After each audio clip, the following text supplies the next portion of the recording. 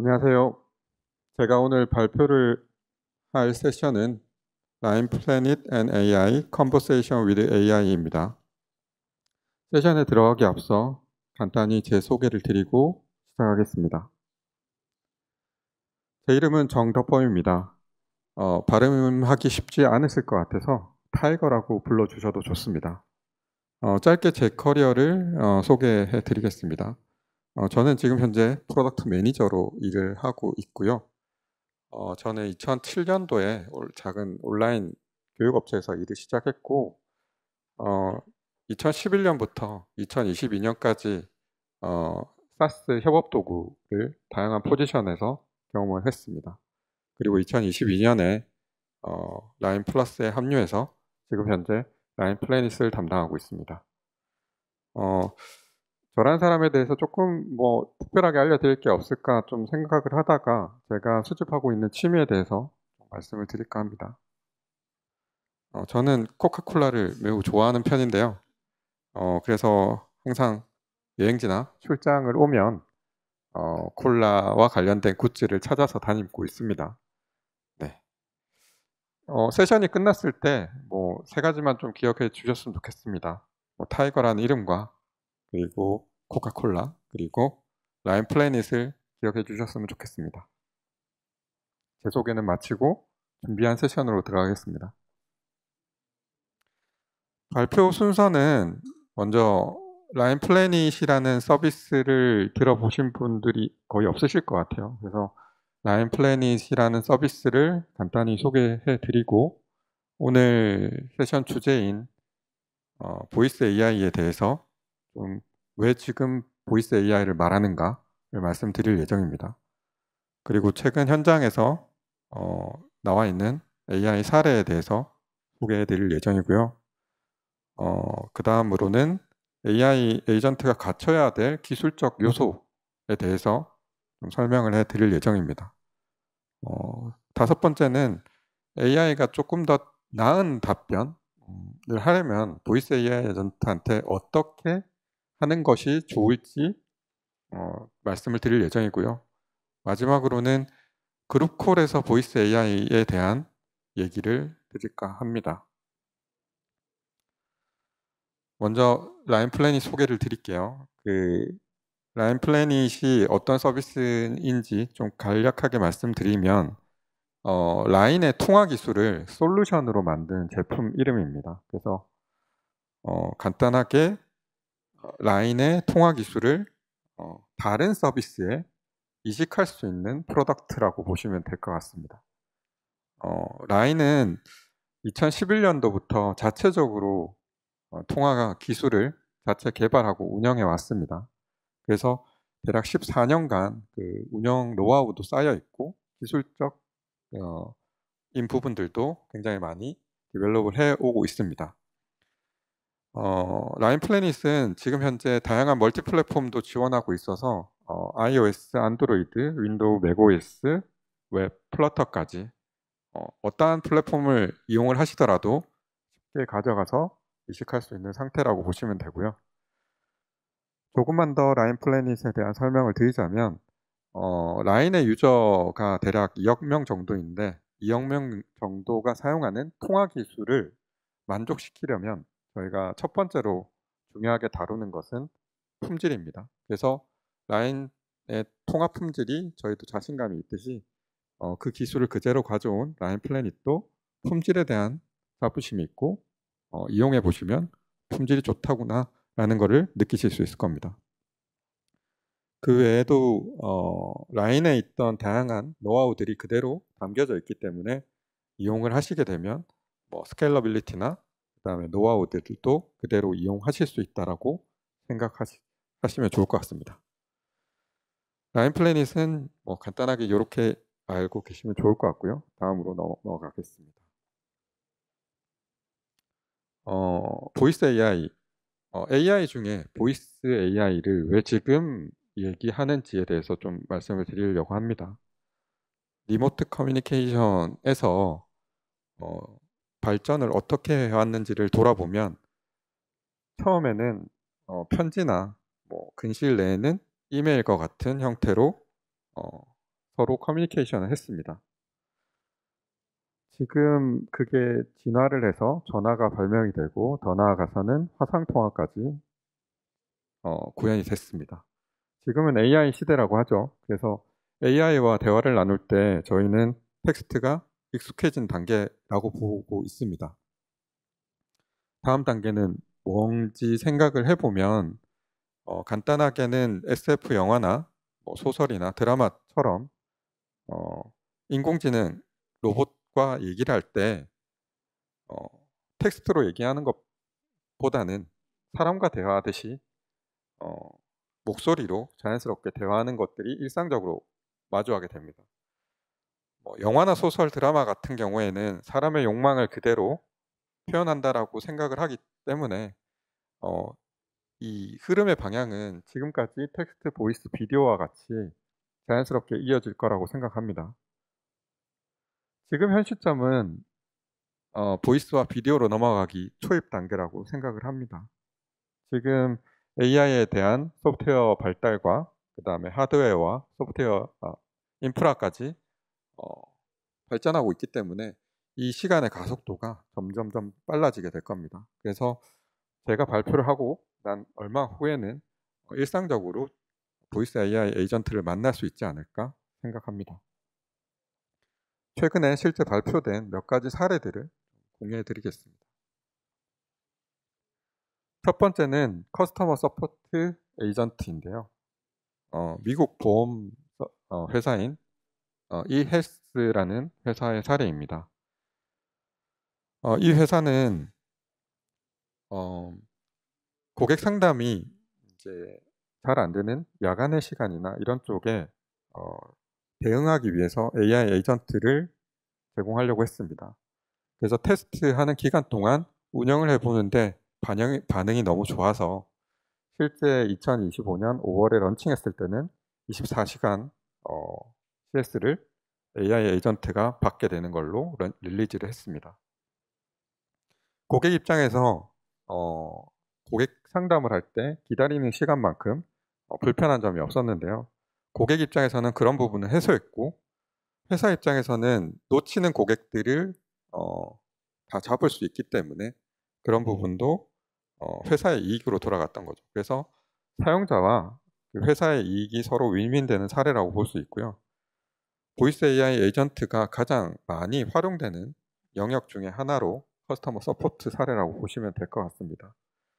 조금만 여러분들이 좀 둘러보시면은 보이스 AI 에이전트 사례는 커스터머 서포트에서는 많이 볼 수 있는 영역 중에 하나일 겁니다. 두 번째는 AI 튜터의 사례인데요. 이셀프라는 업체가 2025년 5월에 그 이스라엘 정부 쪽과 협업을 해서 1만 명 대상 파일럿을 하고 있는 상태입니다. AI 에이전트, AI가 처음 나왔을 때는 이런 얘기가 있었습니다. 좋은 선생님이 될 수 있을 거다. 지금 교육 현장에서는 작게는 20명 이런 교실에 있던 학생들을 선생님이 개개인의 맞춤형 학습을 시키기는 어렵습니다. 그런데 이제 AI 튜터가 이 부분을 해소해 줄 수 있는 겁니다. 학습 진도가 빠른 친구, 그리고 학습 수준이 조금 떨어지더라도 다른 교수법이 필요한 친구, 이런 부분들을 AI 튜터가 맞춤형 교육을 할 수 있게 되는 겁니다.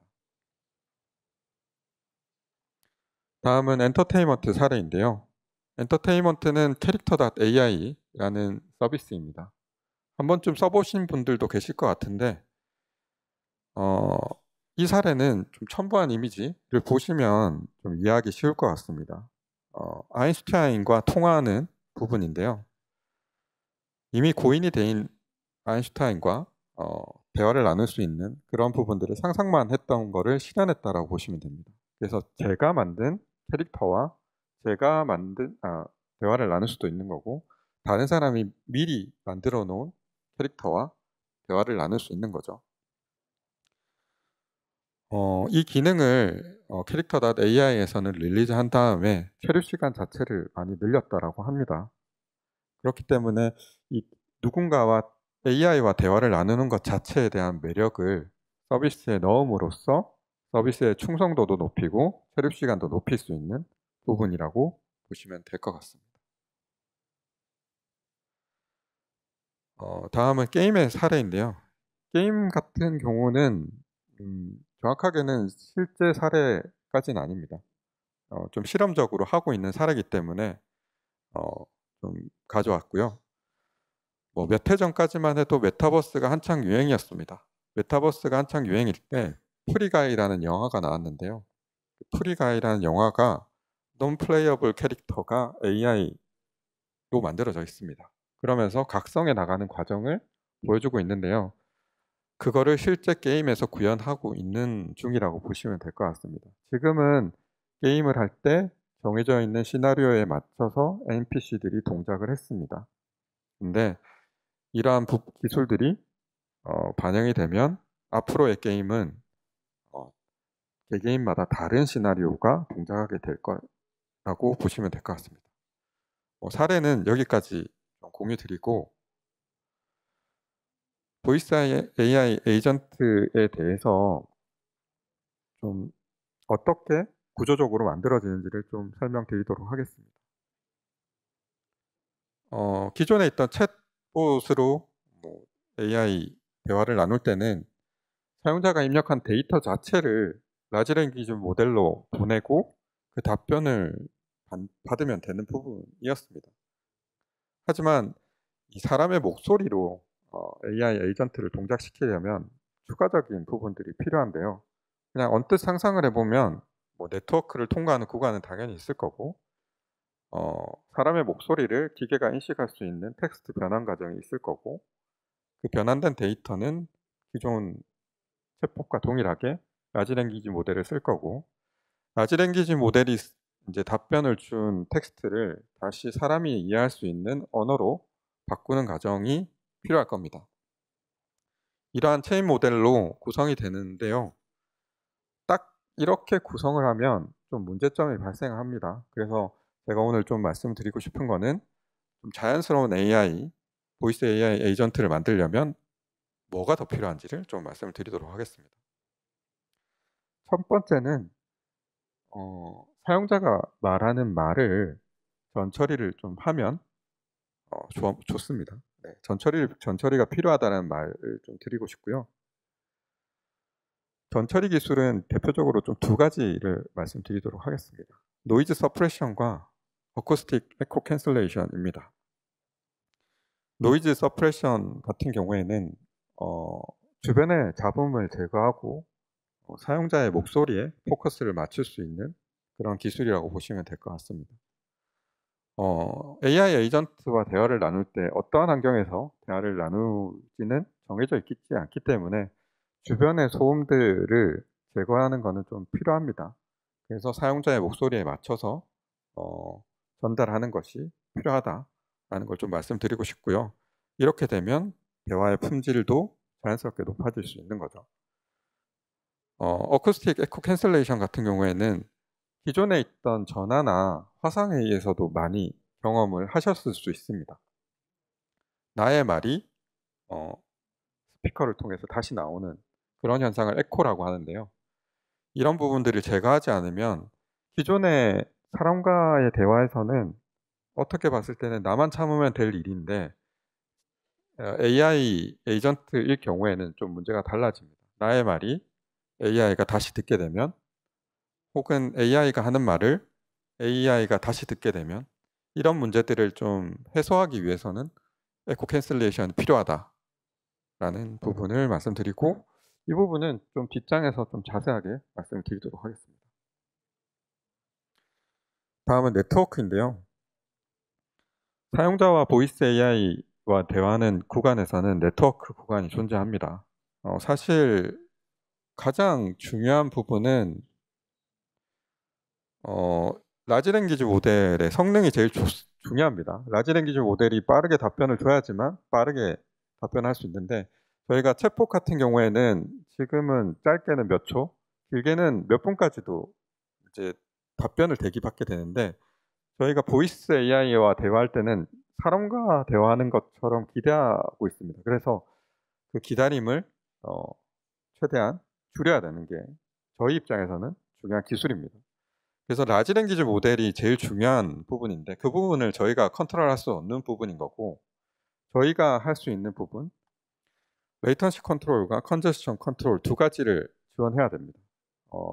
라지 랭귀지 모델에서 생성했던 그 답변 혹은 저희가 입력했던 말을 라지 랭귀지 모델로 보낼 때 그 네트워크 구간을 최대한 안정적으로 서빙하는 게 이 두 가지 기술이라고 보시면 될 것 같습니다. 레이턴시는 그 전달에 대한 속도에 대한 얘기고요.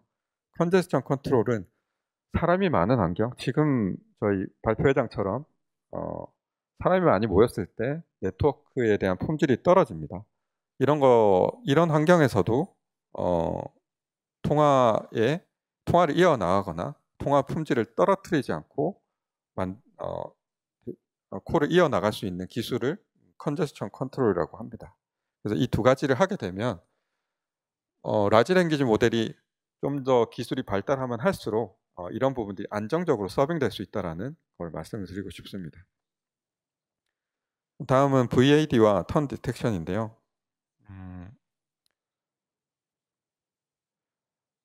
그 앞서 전처리가 있다라는 한 보이스를 전달을 하면 저희가 VAD, 보이스 액티비티 디텍션을 인터럽션 핸들링이라고 되어 있는데, 사람의 목소리가 전달이 됐을 때 라지 랭귀지 모델은 사람의 목소리가 들어왔으니 나의 말을 멈춰야 된다라는 식으로 생각을 합니다. 그걸 인터럽션이라고 하는 거고요. 그래서 보이스 액티비티 디텍션을 해서 전달해 주는 겁니다. 이벤트를.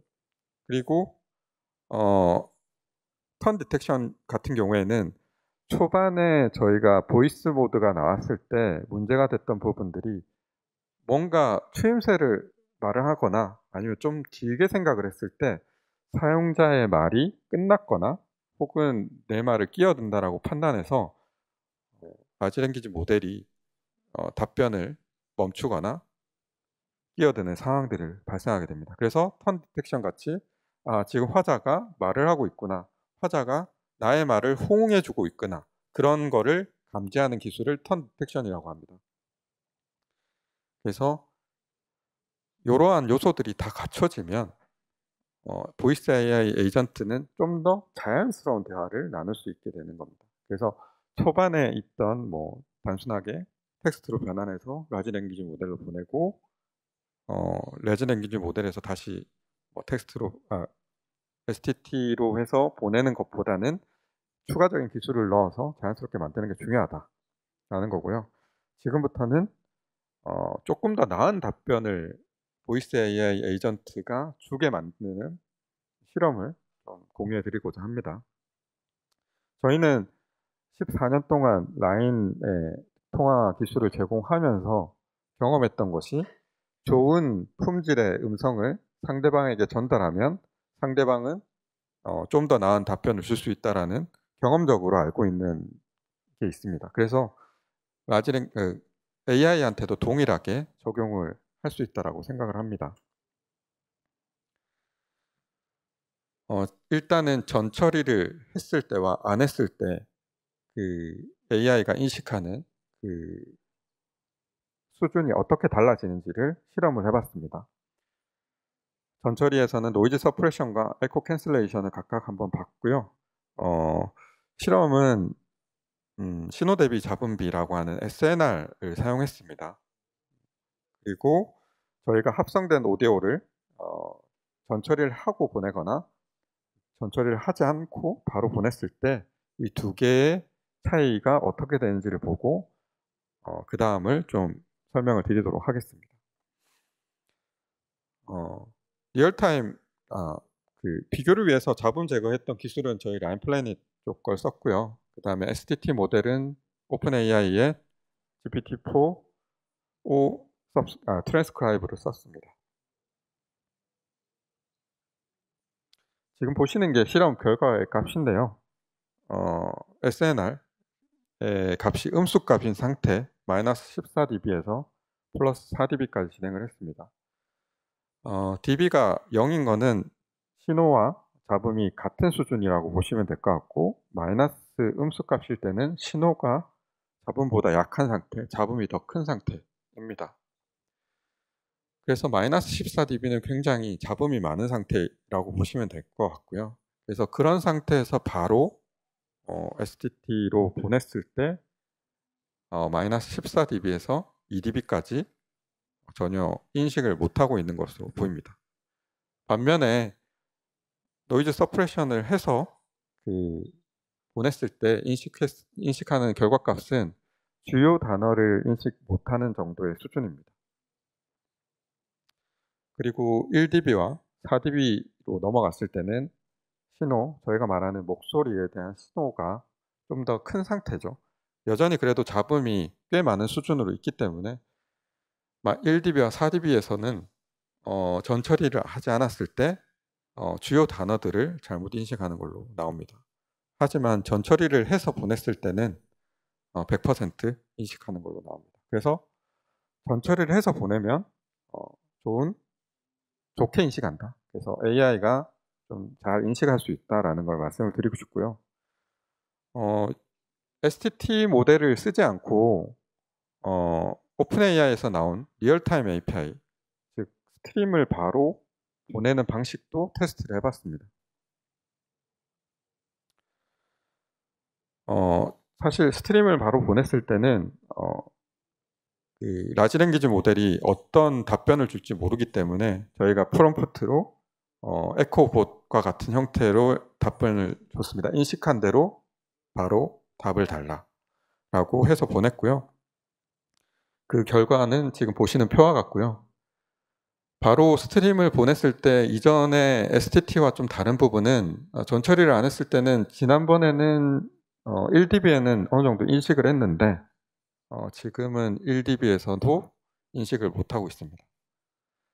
그리고 4dB로 넘어갔을 때는 기존에는 단어 수준에서 인식을 못하고 있었는데 숫자도 제대로 인식을 못한 케이스가 나왔습니다. 반면에 이제 전처리를 하고 스트림을 보냈을 때는 앞선 결과와 비슷하게 음수값인 마이너스 14dB에서 2dB까지는 주요 단어 그리고 숫자도 좀 인식을 못한 경우가 있었지만 비슷하게 나왔고요. 반면 1dB와 4dB 상태에서는 이전과 같이 100% 인식을 한 것으로 나옵니다. 그래서 이걸로 말씀을 드리면 AI 챗봇 보이스 모드가 들어간 보이스 AI 에이전트를 제공했을 때는 가능하다면 전처리를 하고 보내는 것이 좋은 답변을 이끌어낼 수 있다라는 것을 좀 실험을 통해서 봤습니다. 에코 캔슬레이션을 말씀을 좀 드리자면 에코 캔슬레이션은 좀 실험을 하기가 좀 굉장히 까다롭습니다. 에코를 일부러 만들어야 되기도 하고요. 그래서 좀 구두로 설명을 드리자면 좀 자연스러운 대화가 쭉 이어지려면 봇은 유저가 한 말만 인식을 해야 되는 거죠. 자신이 했던 말을 다시 들게 되는 케이스는 적절하지 않는 것 같습니다. 그래서 1대1로 대화했을 때는 이런 부분이 좀 어떻게 봤을 땐 용인될 수 있고 학습을 할 수 있겠지만 여러 명이 대화하는 상태에서 에코가 들어가 버리면 좀 더 복잡해지는 상황이 나올 수 있을 겁니다. 그래서 에코 캔슬레이션은 굉장히 중요한 역할을 한다. 기존에 있던 그룹콜과 같은 상황에서는 좀 대화가 좀 헷갈렸던 부분들을 좀 해소할 수 있겠지만 이런 부분도 좀 해소해야 된다. 보이스 AI 에이전트로 넘어가서 그룹콜을 하게 되면 그룹콜에서 리얼타임 API 그룹콜에서는 이제 저희가 지금처럼 구성을 하는 게 좀 일반적입니다. 그룹콜을 하게 됐을 때는 라인 플래닛과 같은 스파스 솔루션에다가 이제 연결을 해서 스트림을 주고받는 게 일반적일 텐데요. 이 케이스에서는 AI 에이전트를 만약에 연결한다라고 하면 좀 간단해집니다. 그냥 단순하게 이제 저희 라인 플래닛과 연결을 해서 한 명의 유저처럼 들어오는 거죠. 그래서 나머지 있던 유저 1, 2, 3이 AI 유저에게 여러 가지 설명이나 요청을 할 수가 있는 상태가 되는 겁니다. 상상해 볼 수 있는 부분들은 많을 거라고 봐요. 간단하게 뭐 자료를 서치해 줘도 되는 거고, 뭐 지금 많이 쓰고 계시는 회의록을 요약하는 것도 될 수 있는 거고요. 좀 더 적극적으로 참여한다라고 하면 뭐 IT 회사에서 많이 하는 회고 같은 것도 진행을 할 수가 있다라고 봅니다. 그리고 뭐 회의에서 즉흥적으로 초대하는 사람이 필요하다라고 하면 AI 유저가 지금 참여 중이지 않은 유저에게 뭐 대화를 걸어서 강제로 초대를 한다거나 이런 부분들이 가능해질 것 같습니다. 그래서 기존에 있던 AI 어시스턴트들은 대부분 다 1대1 콜에 집중이 돼 있는데요. 그룹 콜과 같은 상황에서는 어, 라인 플래닛과 같은 CPaaS 솔루션에서 연결을 하게 되면 좀 더 심리스하게 연결할 수 있다라는 부분을 좀 말씀을 드리고 싶습니다. 예, 라인 플래닛 한 번만 더 좀 소개하고 마무리를 할까 하는데요. 라인 플래닛 앞서 그냥 라인의 콜 기술을 가지고 만들어 놓은 서비스다라고 말씀을 드렸는데, 기술이 어떤 게 있는지를 조금 더 자세하게 말씀드리면, 저희는 1대1 콜 그리고 그룹 콜 다 오디오 비디오 지원하는 그 콜 타입 두 개를 지원하고 있고요. 그리고 그룹 콜을 이런 저희 같은 서비스를 CPaaS 솔루션이라고 부르는데 참여자 수가 좀 많이 좀 얘기를 합니다. 저희 같은 경우에는 10,000명까지 참여 가능한 그룹 콜을 지원하고 있고요. 양방향 커뮤니케이션이 가능합니다. 그리고 가상 배경이라든지 서브 그룹, 그다음에 미디어 서브스크립션, 스크린쉐어, 그리고 데이터 세션, 그다음에 레코딩, 그리고 앞서 말씀드렸던 멀티 플랫폼이라든지 통화 품질, 그리고 네트워크와 관련된 기술도 저희가 다 가지고 있습니다. 지금 이 피처들에 기재하지 않는 되게 작은 기능들도 많은데요. 요 SDK 다큐멘트, 박스, 라인 플래닛 단미에 들어오시면 바로 기술 문서도 공개되어 있고 나머지 기능들도 다 확인할 수 있습니다. 지금까지 세션을 들어주셔서 감사합니다. 저는 라인 플래닛을 활용하시면 실시간 커뮤니케이션 구현이 좀 쉬워지고요. 기술 문서 사이트에 아까 말씀드렸던 그거 외에도 데모 앱도 있고 퀵스타트도 있습니다. 그래서 한번 방문을 해주시는 걸 추천드리고요. 여기 계신 LI 분들, 그리고 외부 게스트 분들, 그리고 온라인으로 듣고 계신 분들 중에서 좀 궁금하신 게 있다라고 생각하시면 여기 기재되어 있는 이메일로 주저 말고 연락 주시면 저희가 답변을 드리도록 하겠습니다. 감사합니다. 라인 플래닛의 정답범이었습니다.